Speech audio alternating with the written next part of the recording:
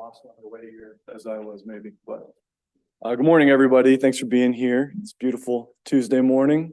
Going to be a nice day. Thanks for tuning in to the second installment of the year in review from Journal Watch. Today we have, again, Dr. Allan Brett, who's professor of medicine and a member of our division. He also happens to be the editor-in-chief of NEJM Journal Watch. This is a publication I think many of us are familiar with. And again, this is the second installment of the year in review. So what are viewed as some of the most impactful articles that influence internal medicine practice. We're going through some of those. So Dr. Brett, thanks again for doing this. This is always great. So.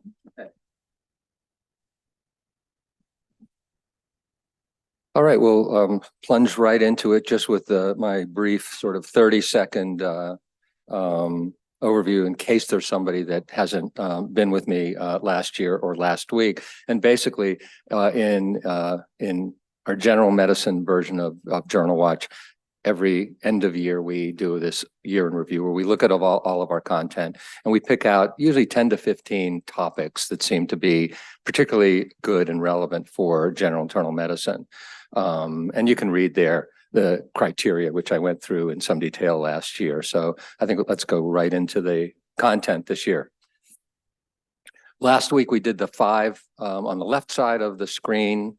And today we're going to do asymptomatic atrial fibrillation, prostate cancer, perioperative ACEs and ARBs, 2 women's health topics, and transfusions after myocardial infarction.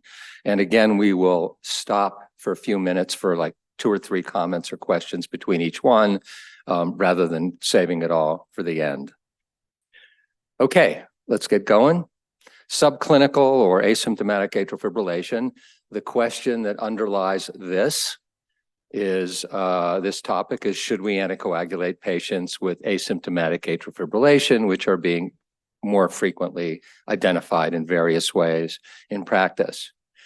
Now, it's known from observational studies over the years that the stroke risk in patients with asymptomatic atrial fibrillation, incidentally discovered, is lower than in patients with symptomatic, but it's higher than patients who have no atrial fibrillation. And that would be even adjusting for CHADS, VASC scores, and all of the things being equal, okay? So in 2023, we had 2 large studies published, both in the New England Journal, that addressed this in a fairly unique population. And the first one was called Artesia, that's an acronym. And this study included 4,000 patients with subclinical atrial fibrillation, lasting anywhere, an episode could last from 6 months to 24 hours, but not beyond that. And these episodes were detected by implanted pacemakers, defibrillators, or implanted monitors, right? So already you have a somewhat skewed population of people who already have something cardiac going on, right? By virtue of having those devices. And you had to have a CHADS VASC score greater than or equal to 3 to be in this trial. And as you can expect, with that kind of patient population, the mean age is getting up there, 77. The mean CHADS VASC score was 4, and many had previous diagnoses, coronary disease, CHF, and stroke. But they didn't have a previous history of clinical atrial fibrillation. They got apixaban or aspirin, and the mean follow-up was 3.5 years. Interestingly, if you look at the article and even the online protocol and so forth, they don't actually tell you why they used aspirin as opposed to placebo, which is the next trial I'm going to show you as the control group. I'm speculating that for whatever reason, these investigators thought they needed to offer something that had some activity. And we know from old aspirin versus warfarin studies, aspirin has a little bit of stroke reduction in AFib, but not nearly as much as anticoagulants. And then also maybe because a lot of those patients had other vascular diagnoses for which secondary prevention is used, but they actually don't talk about that. So anyway, the primary outcome was stroke or systemic embolism. And in this study, almost all of the events in this category were strokes. So only a couple systemic embolism in other organs. And as you can see, it's a 0.4 percentage point difference per patient year, 0.8 versus 1.2. The p-value, however, because of 4,000 patients, did achieve conventional significance at 0.01. Now you wonder, you know, as we're going to talk about trade-offs between stroke and bleeding, what would the impact of these things were on people's lives? 40% of the strokes resulted in moderate disability according to the Rankin scale that rates disability. Major bleeding, the trade-off here, 1.7 versus 0.9%. That's a 0.8 percentage point difference per patient year, exactly twice the absolute amount than the 0.4 for the stroke. And that was highly statistically significant. Most of it was gastrointestinal. If you look closely at the table, fatal gastrointestinal bleeds and intracranial hemorrhages were about the same in both groups. So those kind of lethal things were balanced between the groups. So it was mostly gastrointestinal bleeds that required transfusion or hospitalization, but didn't kill the patient, basically. And there was no difference in total mortality. I didn't point out, so I copied the graph there, the figure, showing that the two curves start to, this is for the cumulative percent of strokes. And it looks like an impressive separation over a couple years. But if you look on the vertical axis, it's still less than 1 percentage point per year. The second study was called NOAA-AFNET. The first one was mostly in North America and France. This one is not in North America. This is mostly a European study, and it's 2,500 patients, same age, basically the same demographics as the previous study, if you look closely. And in this study, again, you had to have AFib for greater than 6 minutes, but less than 24 hours on detected incidentally on implanted monitors of various sorts. But again, patients who did not have any history of clinical AFib. Same mean CHA2DS2-VASc score, 4, as the other study. This did use placebo. It was edoxaban, one of the DOACs that I guess we don't use that much in the United States, but it's FDA approved, versus placebo. The median follow-up here was much shorter, 21 months. And this one actually was stopped by a data safety monitoring committee when the numbers of bleeds substantially exceeded the number of strokes prevented. The other study went all the way to the 3.5 years, however. And if you look at the separation in numbers, it's very close when expressed per patient year to the previous study. Here it's a 0.5 percentage point for stroke or systemic embolism, and it's a 1 full percentage point for major bleeding. Very close. In this study, it's a smaller study. The stroke outcome was not significant, but the major bleeding one was. And overall mortality was numerically higher with anticoagulation, although did not reach statistical significance. So in summary, in this case, I'm going to make the summary by looking at a meta-analysis that was published shortly after both of these trials. And this is just kind of using ballpark figures. The absolute stroke rate in controls here was about 1% per year. And that's pretty consistent with what observational studies show. Anticoagulation reduced stroke risk, those fractions of a percentage point, that comes out to 3 or 4 fewer strokes per 1,000 patient years. And the risk of bleeding is about double that numerically, about 7 more major bleeds per 1,000 patient years. So the question here for clinicians is this trade-off worth it? And when you read the discussion sections, they're kind of evasive about it. Editorialists are evasive about it. And I just wanted to say that the meta-analysis was covered in Journal Watch by an EP cardiologist from Texas Southwestern, who's one of our Journal Watch cardiology editors. And he concluded his discussion of this saying, I don't think I'll be prescribing anticoagulants to these patients. On the other hand, another cardiologist who did our year in review summary of this topic, she's a non-invasive cardiologist from UCSF. She said, well, there's a trade-off here, and you should talk to your patient and sort of talk about the balance of strokes and bleeds and have the patient make an informed decision. So there's a little bit of difference there. Somebody in the audience is shaking their head, and I'm curious what you say, what if you want to speak up about that. So I think I mean, this is all new. I think that probably if you polled a bunch of cardiologists, they would fall probably in those two camps. I don't think any cardiologist is going to take this data and say, therefore, I'm going to recommend anticoagulation to these patients. So I'll stop there. We're going to stop with after each segment, like we always do here. Yeah.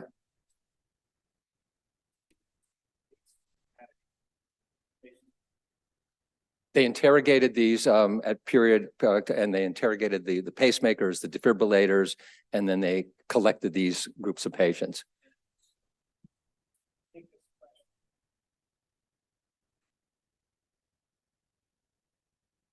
Yeah. Yeah. Yeah. Well, for example, I think if somebody knows the data better than me, so these patients had mean CHADS VAS scores of 4, and the yearly rate in controls of stroke was 1%. I think if you look at data for people who have symptomatic, it's more like 4% per year. And randomized trials clearly show something like 2/3 reduction that in those cases begins to outstrip the bleeding risks substantially. But here it's a much closer call.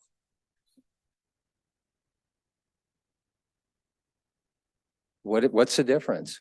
It's, if anybody knows, it's probably, we can all make that up. It's probably a bigger burden of it, actually. I don't think these studies broke it down into the burden, like people who the interrogation over X period of time had so many minutes. And if it's buried in the appendixes, I didn't see that. So, you know, I bet you somebody would sort of look at somebody who has a huge burden.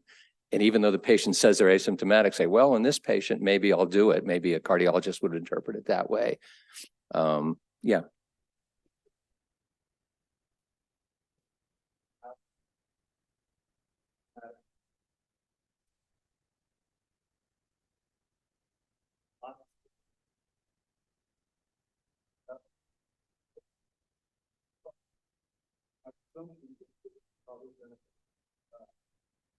Yeah.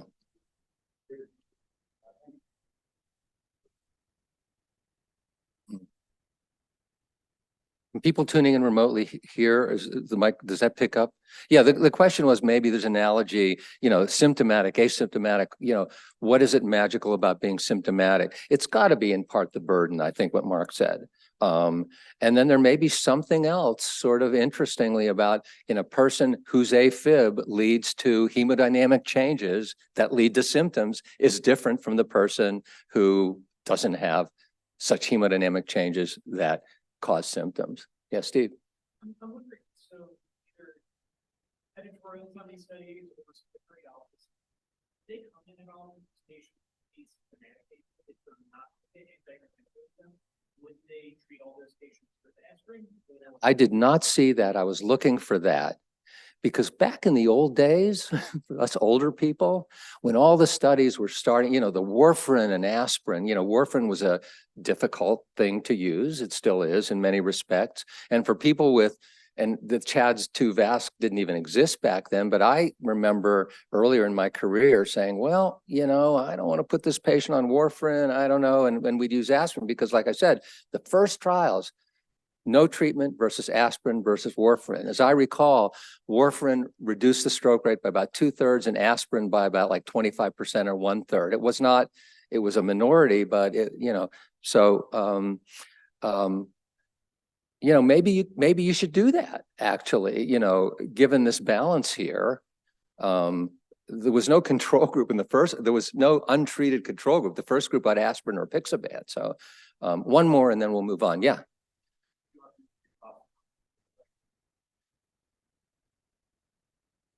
Yeah. Yeah, you know, like at my back of the envelope, how many millions of dollars? I didn't do that for this one, but the point, the question was, you start adding up the cost of DOACs, which in the United States is still heavy, is very expensive, and you're dealing with probably, you know, many hundreds of thousands to $1 million to prevent one stroke at the expense of those bleeds. So that's a good point. Okay. Keep going. Try to stay on time. Prostate cancer. Shift gears here. I'm going to talk about two items here. One is the final outcomes from a large randomized trial, and then I'm going to talk about a guideline after that. The PROTECT trial was a UK trial, the largest and longest trial of its kind, randomizing patients with PSA-detected cancer to radical prostatectomy versus radiotherapy versus active surveillance. This was 1,600 men enrolled back in the first decade of the 2000s. 77% had Gleason 6, low risk prostate cancer, and the rest of them had sort of intermediate risk cancer by various criteria, not only Gleason scoring. And those three interventions were compared, and 10-year follow-up was published in 2016 and showed no difference whatsoever between the three groups in overall or prostate-specific mortality. Now, 15-year follow-up was published in the New England Journal this past year, and there are still no differences between the three groups. Prostate-specific mortality was about 3% in each. Overall mortality, 22%. If you say, whoa, a lot of people are dying here, the mean age was 62 on enrollment, and now, 15 plus years later, people are getting older and dying from other causes. So those outcomes show that for those two reasonably hard outcomes, the three are comparable, three interventions. The one thing that was a higher incidence with active surveillance than the other two was 9.4% of patients by 15 years had METs discovered versus around 5% with the other two. But as you saw on the previous slide, that did not translate into a higher prostate cancer mortality rate, either because the METs were slow moving or because of treatment of metastatic disease, which is better now than it was 20 years ago. During follow-up, now this is an interesting thing. Every time you read, or many times when you read like surgery versus non-surgical studies, I'm thinking of like all the randomized trials of spine disease and discs and so forth. And you see then eventually with time, some people cross over when they're still symptomatic. And here, actually 61% of the patients on surveillance transitioned to surgery or radiotherapy in this study, but that probably reflects what happens in real practice. The methodology, the protocol said the following. They did PSAs every 12 months on all these patients, and if there was a 50% or more increase over 12 months, it triggered a patient and physician review. That's the words there. Or if the patient or doctor had, quote, concerns, triggered a review. In the end of the article, in the discussion, they say basically the authors view a lot of the people who crossed over had no objective reason to do it, but it was because of anxiety. They actually used that word. You're being followed, you're being followed. I can see it. The PSA goes up a little bit. People get worried. And even if there's I want to have my surgery or something, even in the United Kingdom. So that's a pretty large crossover, but that's life here. And then so finally, patients were enrolled between 2001 and 2009, and there have been changes in all three strategies since then, both in treatment and in surveillance, including the increasing use of MRI to make biopsy decisions. So things have changed somewhat, but one would suspect that the outcomes now might be similar to when this study was started. And I think, for me, this would sort of further reassure patients. Many of you probably had patients that are being managed by urologists, but the patients will ask us if they trust us, what do you think about this? And I think we can reflect on this study and say, the best study of this says you have low risk to low intermediate risk. It's a good decision if you're going to do surveillance. The second item, and then we'll pause again, is PSA screening guideline. This one's from the American Urologic Association. And what interested me here is kind of comparing it to the U.S. Preventive Services Task Force, which I think most primary care docs look at. It was last summarized in 2018. On their website, it says this topic is currently being updated. So I guess in the next year, we'll have some update. But the 2018 gave a C grade for men greater than 55 to 69 and a grade D for age greater than 70. So D means don't do it, right? And C, just to remind you, I actually wrote it out here. The task force recommends selectively offering or providing this service. Note both words. Gives you the option whether to offer it.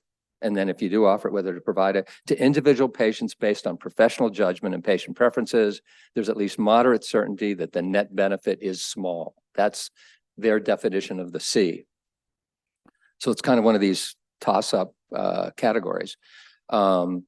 It provides but the interesting thing is that guideline has no specific recommendations on intervals of screening if you decide to do it, or thresholds to refer the patient, et cetera. So when this came out, I read this. This is just an 8-page guideline. It's actually really well written. And I expected from the urologist to be heavy-handed, and it's not. The very first of the 10 points is in bold, and it says PSA screening is a preference-sensitive decision. And that's littered throughout the guideline, where they basically recognize that this can be a close call. Their age range for screening is 50 to 69 for average risk patients. So, I covered this because I think, people would say, well, if you're going to screen, do it yearly, right? The recommended interval by them is every 2 to 4 years. Why? Because the one large trial that showed some benefit for screening, albeit with all the downstream harms, was a huge European study of 100,000 people that they screened every 2 to 4 years. It was not annual screening. So they've decided to go with that evidence in this guideline. The longer intervals, then they go on to say, are especially appropriate for those with very low PSA, because there's good observational studies showing if you have a PSA less than 1, say at age 60, the chance of you dying of prostate cancer is extremely low in your lifetime. So we know PSA is an extraordinarily imperfect test, but it does have some prediction in a case like that. And then they go on to say the threshold to refer the patient for further evaluation should depend on the patient's age. And they're kind of sketchy. They don't give hard and fast, but they basically imply between a PSA of 3 and 4 for men in their 50s, and between 4 and 5 for men over 60, because as we all know, epidemiologically, everybody's PSA, most people's PSA goes up gradually with each decade from benign hypertrophy. And then the final thing I thought I'd point out is they emphasize pretty strongly, if somebody has an unexpected newly elevated PSA, repeat it in a few months before referring the patient. And they say, don't repeat it tomorrow or next week, wait a little while, because whatever thing that pushed it up, perhaps, a little low-grade prostatitis, probably is not going to go away in the next week. So you want to stretch it out. When I wrote this up, I wrote whether or not in the Journal Watch summary, I said, whether or not you're a PSA skeptic or enthusiast, I think if you see patients and get in these discussions, you might want to read this guideline. I think it gives more information than U.S. Preventive Services Task Force.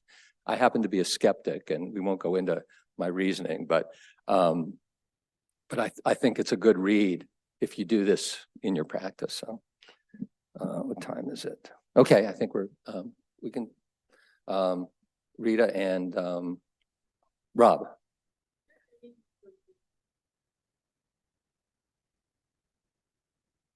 They did, and they actually downplay it.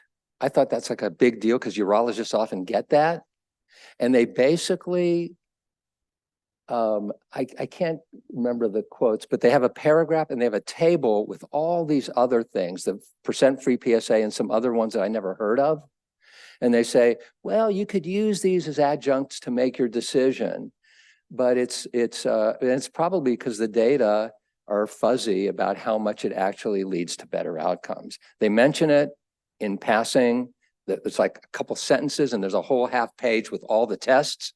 And they also say that although it's now coming into the multi-parametric MRI, which I've seen patients now where the decisions are based on that in people with borderline calls, they said not quite ready to recommend universal, and I don't know how much of that has to do with accessibility of MRI, but that's also mentioned as can be helpful, but it's not like really heavily integrated into the discussion. Now, there's a part two of this that I didn't, this is part one about screening, and there's a part two about biopsy. And so, which I read it like 6 months ago, and there may be more stuff in that one about using these other markers and multiparametric MRI. Yeah, Rob. So in the first study, 77% of patients. Yeah. They subgroup out the 23% or higher. Yeah, they showed no difference. They showed no difference among the numbers get really small there. But they showed no difference in those mortality outcomes in the other subgroup. And they don't only go by Gleason scoring. There's, I can't recite, it's hard to, there's different ways of calculating, risk, the D'Amico scores and this and that. And they kind of look at all that stuff is in their tables.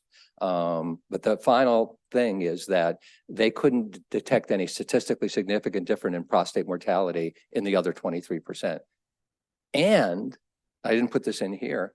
They basically, something like 30% of the patients who had prostatectomy, their staging was upgraded from the actual histologic tissue, either by Gleason scoring with all the tissue or other parameters. So it actually was a little higher risk group when you actually looked at post-prostatectomy tissue than was expected from the beginning. So, okay. Yeah.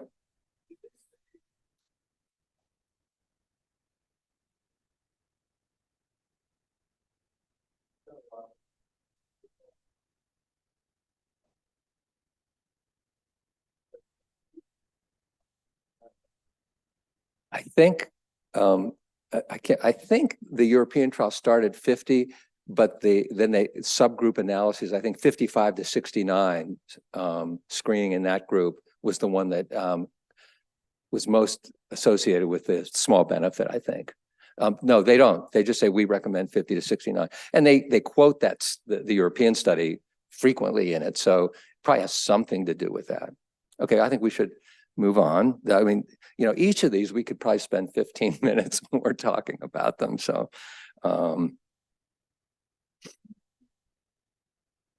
perioperative blood pressure with focus on ACE inhibitors and ARBs. I really enjoyed doing, when I was seeing a lot of patients, preoperative assessments.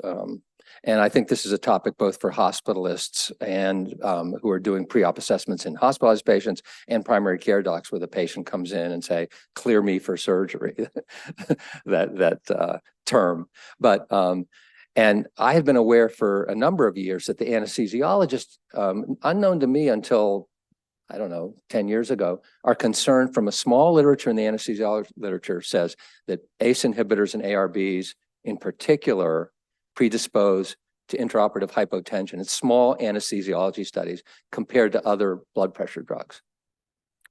So basically, I actually skipped ahead here. The first bullet is perioperative hypotension is associated with adverse outcomes in patients undergoing non-cardiac surgery. And it's usually intraoperative long periods of hypotension can be associated with adverse postoperative outcomes. And the question is about ACE inhibitors and ARBs for the reasons I just mentioned. So this is POISE 3. Some of you who've been around a while remember POISE 1 and POISE 2. These are huge randomized trials, international randomized trials, coordinated from McMaster University in Canada. It's an amazing research group there that's generated a lot of what we know and don't know about perioperative medical management. This one had 7,500 high-risk hypertensive patients. There's an exhaustive list of how to get into this study, but it's basically people at reasonably high cardiovascular risk, mean age of 70 in this trial. Most were taking ACE inhibitors or ARBs, and they were all undergoing major inpatient surgery, excluding cardiac and intracranial surgery. The first bullet says non-cardiac surgery. It's not that hypotension and cardiac surgery is not important. It's just that that's who they're talking about in this study. And this kind of interesting randomization, hypotension avoidance versus hypertension avoidance. And in the hypotension avoidance arm, this was published in Annals, by the way, the ACE or ARB was held on the morning of surgery and for 2 post-op days. And the anesthesiologists here were instructed to try to have an MAP, mean arterial pressure, intraoperatively of 80 or more. So this takes a lot of coordination to do this study. You almost wonder how you could pull this off in this, I think it was international, 22 countries. Hypertension avoidance. Patients got all their blood pressure medicine on the morning of surgery. I mean, there's obviously, if the patient's hypotensive or something like that, there are caveats here, but that was the goal. And the intraoperative MAP was a lower threshold there of 60.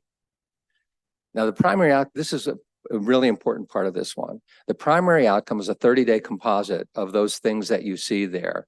Cardiovascular death, and then at the bottom, non-fatal stroke and non-fatal cardiac arrest. But the second one there, the investigators at McMaster have coined this term MINS, if you've heard of it, myocardial injury after non-cardiac surgery is the acronym. And they have this thing in a lot of their studies that includes looking at outcomes, looking at routine troponins for 3 days, just measuring it for the first 3 post-op days, even in an asymptomatic patient, to kind of try. And they've done other studies saying that patients who have a rise and fall in that, who are asymptomatic, do have in the year hence a higher risk of cardiovascular events. That's other observational work from this group. So the 30-day primary outcome, which was those 4 components, exactly the same in both groups. But look, so you say, whoa, 14% of people had a cardiovascular 30-day outcome. That's huge. But look what it was. Total MINS, which includes clinical myocardial infarctions and the asymptomatic troponin bumps, was almost 13%, almost all of that 14%. And MINS, but not a clinical MI. And clinical MI means the patient had chest pain and or EKG changes, was most of that. So an actual myocardial infarction by the international criteria of troponins plus symptoms or EKG was only 1% and a little bit more in the 2 groups. So that's explains that. And this was really interesting to me. So the discussion in this article, the authors pretty much, hold that thought for a second. I'll finish that sentence in a second after the next bullet. The other thing they looked at was clinically significant hypotension. And that was a hypotension either intraoperatively or after that required doing something, either fluids or pressors. And there's a 6 percentage point difference there. Okay, favoring hypotension avoidance naturally. This difference was all attributable to intraoperative hypotension. And by definition, that means that they had to give fluids or pressors to correct it. So what interested me was that the article, the authors kind of didn't talk much about that. And they were so focused on the 30-day primary outcome that there's this sense, it's this evasive sense in the discussion that, so it really doesn't matter whether you hold them. You might as well just give the drugs and then sort of have it on board to prevent post-op hypertension. The editorialists, who I think are generalists, who are national experts in perioperative medicine, did make a fuss about this, however. And they basically say,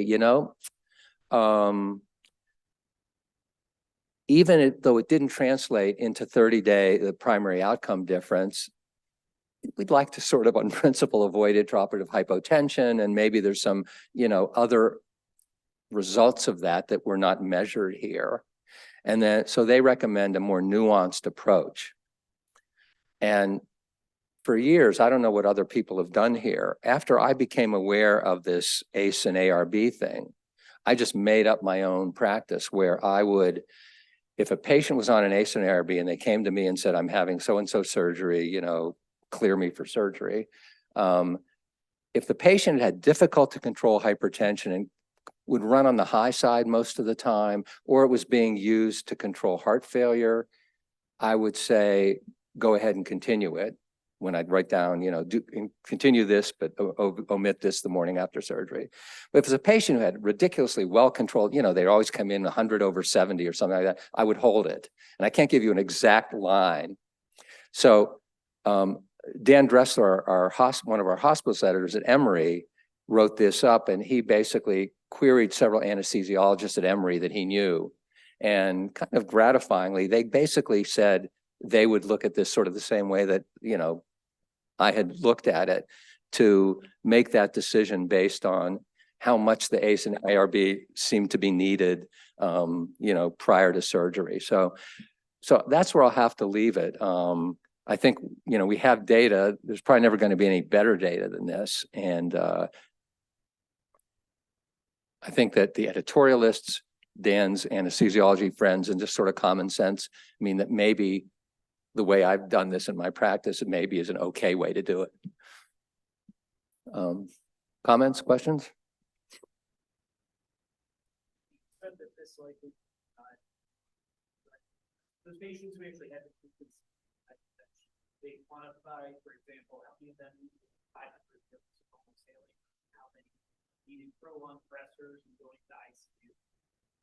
Even I say that if we're able to, by only ACE or ARB events, a step down in ICU admission. Yeah. We're able to avoid the patient stay another. Gotcha. Yeah. Steve's comment is, are there other quantifiable things that were tracked that could say there is some adverse effects in intraoperative hypotension that didn't get reflected in the 30-day outcome? I believe that length of stay and time in ICU was not different. I haven't been in an OR for so long, but I think, anesthesiologists, they handle this stuff with equanimity, give some more fluid, give blood, use some pressors, and they get most patients. Oh, but they did show that the actual duration was pretty small. So this wasn't huge, people bottoming out and then hours of trying to get them back on average, right? The durations were pretty small. And that's, in fact, the discussion, they say maybe that's one reason we didn't see any 30-day bad outcomes, because the durations of hypotension were small. And they say from other studies that the difference here, that 6% was mostly intra-op, where people can jump on it right away. They say, and I didn't look up the references, that's actually profound post-op hypotension that's more associated with worse outcomes in the weeks hence. And that's probably because the patient's up on the floor, bottoming out, nobody notices it or something like that. Mark, did you have a?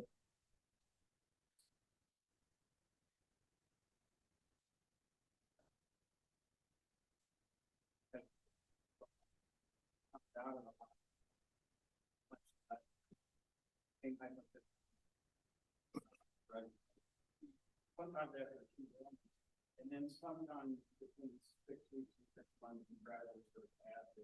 Yeah. Oh. In this study, the protocol was that after the 2 days of holding the meds, they were supposed to put them back on. I suppose if the patient was 90/50, they would hold it. There's all these caveats, but all things being equal, the mandate was to put them back on their blood pressure medicines on day 3. Okay. Great comments today. I really appreciate it. All right. This is a topic that I'm not really good at in terms of my own practice history. But there's some interesting stuff in 2023. So these are 2 new drugs, and we usually don't, in Journal Watch for a year in review, we don't cover just a new FDA approval unless we covered the clinical trials that underpinned the approval during the year. And that was the case here. In May 2023, the FDA approved this drug, who I don't know how to pronounce the generic name, Fezolinetant. I don't know. Veoza is the brand name, for moderate to severe menopausal vasomotor symptoms. This is touted as a non-hormonal approach. There's a novel mechanism Again, I don't know anything about neurokinin 3 receptors, but these are in the brain, and antagonists of this receptor have been shown to, quote, restore thermoregulatory sensitivity in the brain that translates into better control of vasomotor symptoms, hot flashes. So we covered 3 studies that led to FDA approval, 3 randomized trials in the journals that you see at the bottom of the screen. And basically, they all showed about the same thing. So we're just wrapping it into 2 bullets here, 3 bullets. The mean number of hot flashes daily decreased from 11 at baseline to 7. And you had to have a certain number to get into the trial, obviously, to 7 with placebo and 4 or 5 with this new drug. And by the way, I did a little bit of reading, and in not this drug, but studies of whether it's SSRIs or hormonal therapy, apparently randomized trials of vasomotor symptoms virtually all show like a 1/3 reduction in the placebo group. Interesting. And that's what you see here. But the difference between placebo and this drug was statistically significant in these studies. Now, when we see a mean in a result, it's always nice to ask, well, a mean could be anything from everybody having about the average to sort of a dimorphic thing where some people have no effect and other people have a dramatic effect. So it's nice to see when they also give you an endpoint of a certain baseline amount of reduction. And they did that. A greater than 50% reduction in hot flashes, where you can look at proportions, was about 50% with the drug and 25% with placebo. So a quick number needed to treat here, 25 percentage point difference. You need to treat 4 people to benefit 1 person by that criterion. And also in people who did, with the hot flashes that did occur, excuse me, the mean severity was modestly decreased and statistically significant on this made up 3-point scale that they used, from 0.7, a decrease of 0.7 and 0.4 with the drug on a 3-point severity scale. It went from like 0, no, not severe, to 4, 3, awful severity. The FDA information requires monitoring LFTs.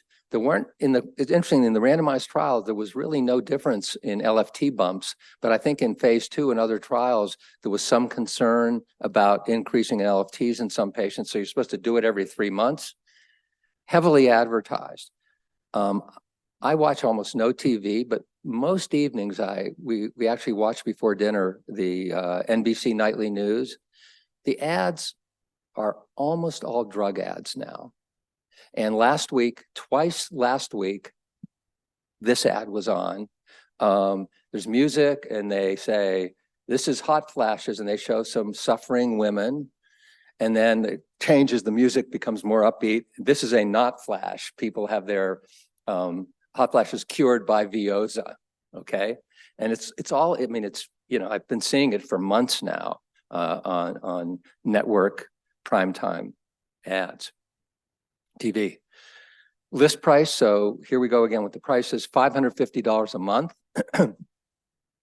And the person who wrote this up for Journal Watch does a substantial amount of women's health. And she basically says that insurance companies, many of them are requiring, quote, failure of alternative agents before approving this drug. And she sent me, she's at Michigan, at Ann Arbor, and she sent me Blue Cross Blue Shield of Michigan, their sort of drug formulary thing.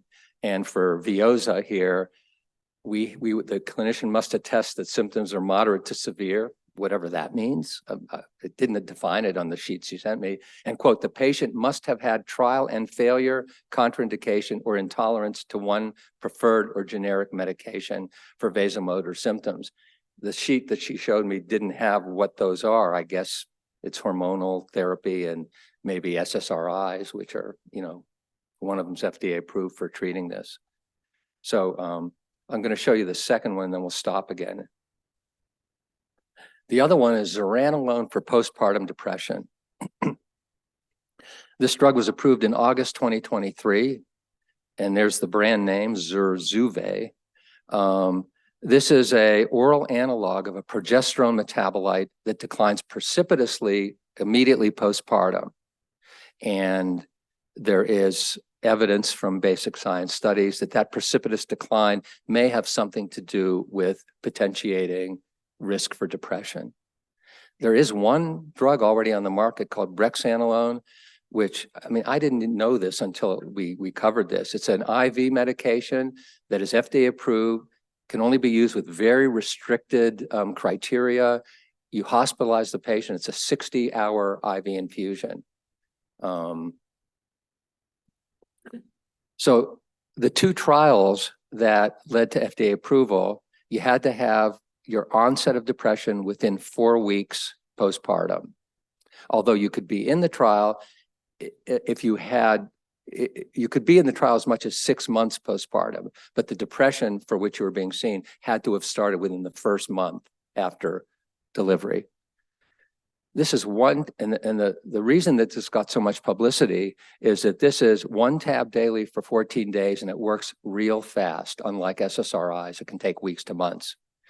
The primary outcomes were day 15, and I won't read all the numbers on there, but the two trials, zuranolone versus placebo, you can see there's a 20-25 percentage point difference in both response and remission. They measured this by the standard Hamilton D depression inventory. The benefits were a little less in trial 2 than in trial 1 for unclear reasons. All those were statistically significant differences, except for that 27 versus 17 in the right lower corner of the slide. So this was enough to get this FDA approved. Very rapid acting. This is from one of the studies. You can see by day 8 here, this is the Hamilton D is a 0 to 52 scale. The mean was 26, and from a mean of 26, it dropped by like 13 points within 8 days. But so did placebo, drop by 10 points. So here we go again with placebo effects. And then they followed patients up to 45 days. You only take the drug for 14 days, and then the difference between the two was maintained up to that period. Somnolence is an issue, and it has a black box warning about it. List price, $16,000 for the 14 pills. That was interesting to see. So right after it came out, this company CEO was peppered with questions. How are people going to be, who's going to pay for this? And the CEO of the company was quoted, I found it several places on the internet, "We will enable broad and equitable access for women with postpartum depression." It was kind of one of these bland political statements without saying how they would do it. So as I was putting this together last week, I said, is there anything more about this now? And so I Googled this topic of the cost, and the only thing I found that was sort of updating the company spokesperson from August was an advocacy organization called Policy Center for Maternal Mental Health. And they did a survey of insurance companies in December. And in a piece they published on December 15th, we found only 17 of 1,000 insurers have published coverage guidelines. Of the 17 insurers with published guidelines, 5 are requiring patients to try another drug first, 3 limit whether an OBGYN can prescribe, 3 require a comprehensive evaluation inconsistent with DSM guidelines, and 1 requires a diagnosis of severe depression. This is an advocacy organization, so they're really critical of the drug company. And, you know, we're not going to get into drug costs, you know, it's another hour here, but that's where it stands. And if anybody in this audience here or remotely has any other information really about getting Veoza for their patients or anything about this, which was a little bit more, I think, abstruse for us right now, please speak up. So I will stop there. Yes. Yeah.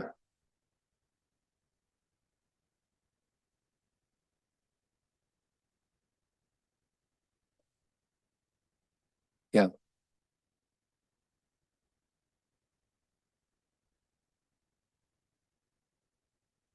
Have you prescribed it? Have you had, so one of the, for those of you at home or remote, one of the folks here has prescribed it. Have you gotten pushback or have you had to fill out forms from insurers?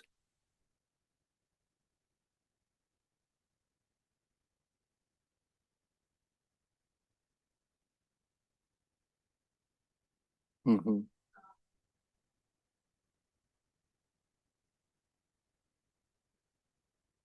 Yeah. So the comment is that 30 to 50% of her patients have had some coupons and so forth that gives a $30 per month. You know, it's obviously the company's got to get going to try to get their money somehow. So it's interesting how that balances out. And, you know, at least for that one, insurers, at least the one I showed you, do have criteria where you can kind of, where the insurance company will pay for it. With what you talked about, the 30 per month, I assume the drug company for now anyway is subsidizing that. Mm-hmm. Okay. Yeah. Okay. Um, okay. And the second one, I mean, severe postpartum depression, we all know can be a lethal diagnosis. And, you know, I think the company's arguing the $16,000, you know, is worth it and so forth and so on. But, you know, it's an issue that I think we'll find out later on what happens with that. Let me finish up now. I think we have just 8 minutes left here. Got to race through this one. This is the one purely hospital one in today's segment. Two articles that we're going to talk about here. One is just briefly a guideline from the Association for the Advancement of Blood and Biotherapies. And I guess they're the principal guideline issuer on this topic because JAMA has had their guidelines over the years, updates on this. And we're talking about the restrictive versus liberal transfusion in hospitalized patients issue. So in brief, the guideline basically states what has been the standard of care now for a number of years based on good randomized trials for hemodynamically stable patients. They recommend a hemoglobin threshold of 7 to initiate transfusion based strongly on published evidence. The same, then they go into some subgroups. There's conditional evidence for this being the threshold for malignancies. Then they use the word consider thresholds that are slightly different for patients with cardiovascular disease, orthopedic surgery, and 7.5 for cardiac surgery. And that's not made up. It's because the smaller studies that have looked at those populations use different thresholds other than 7. But in that bullet, CV disease means people have a background of cardiovascular disease, not people who've had an MI right now. And for MI, there's no recommendation in here. They say we can't give a recommendation for restrictive versus liberal due to low certainty of evidence. We await the results of the MINT trial, which will give us information. And then a couple weeks later, the MINT trial was published in the New England Journal. And that's what I'm going to just quickly race through here in the last few minutes. 3,500 patients. This is an international trial, but heavily in the United States and Canada, with acute MI and hemoglobin less than 10. They were randomized to restrictive or liberal cutoffs. The restrictive one, they gave discretion to the clinician, 7 or 8. The liberal was 10. And the 30-day outcomes are as you see here. A 2 percentage point or so better outcome, the primary outcome being MI or death, recurrent MI or death. They're already in the hospital with the index MI. The p-value is 0.07 here. And each component of that endpoint also is goes in that direction, favoring the 10 cutoff rather than the 7 or 8. On the other hand, liberal transfusion buys you a whole lot more units of blood. A third versus virtually all of the group patients in the two groups got transfused. Total number of units used up by the restrictive group was 1,200 and by the liberal group was 4,300, which you'd expect from these data. And then I have but with those 3 dots there. And this is pretty interesting. You look at the table, the figure that shows subgroups, the whole page. And the one that leaps out at you is a big difference in the outcomes between patients who are enrolled with type 1 or type 2 MIs. Type 1 are coronary occlusions. Type 2 are those so-called supply-demand mismatch MIs. And the study included both of them. In fact, there were more type 2s than type 1s there. You can see 58% were type 2s. And look at the difference in the outcome there, which is a significant difference. The rest of the subgroups, not so much of a difference.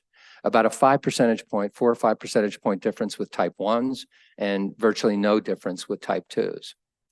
So this is, I always find, language in these articles to be interesting.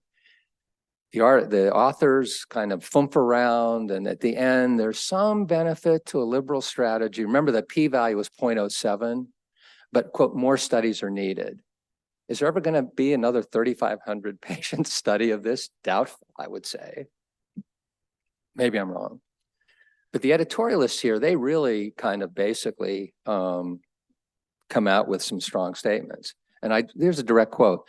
Actually didn't look up the credentials of the two editorialists here. Scientific conclusions and policies, quote, should not be based on only on whether a p-value passes a specific threshold. And then they go on to say the findings favor a liberal transfusion. They use favor, and they basically end up saying we should consider multiple patient-specific factors, including this type 1 versus type 2, in making our decision, and not use a rigid threshold for MI patients of 7 versus 10. A couple of days ago in preparation, I just Googled this study, and I forget what I put in to look at what cardiologists are saying on some of their newsletters and things.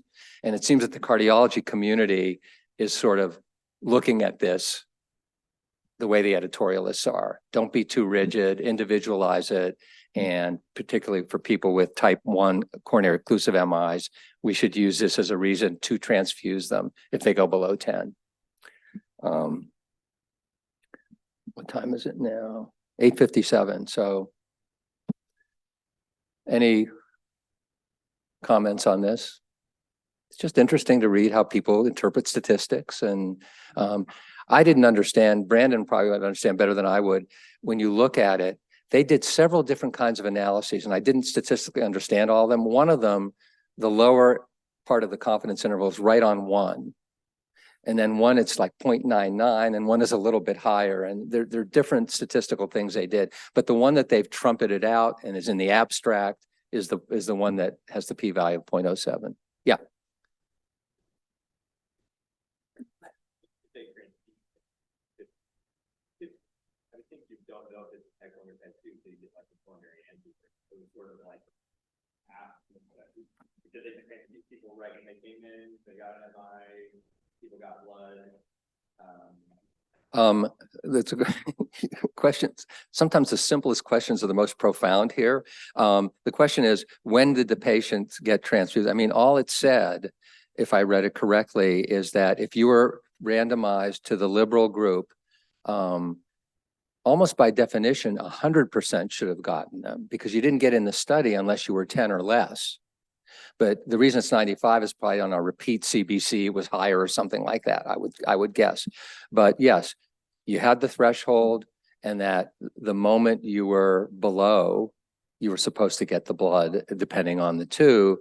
And this type 1 and type 2 is probably in a way post hoc, right? That somebody's looking at the records at the end of the hospitalization and then assigning it. It's probably not a perfect division, right? Because you're not doing a cath in everybody. The type 1s were a combination of ST elevation and non-ST elevation. So I'm sure it's not an exact division there. 8:59. Okay. All righty. Well, thank you. Questions and comments are all great. And I think I learned just as much as hopefully you guys learned. So thanks.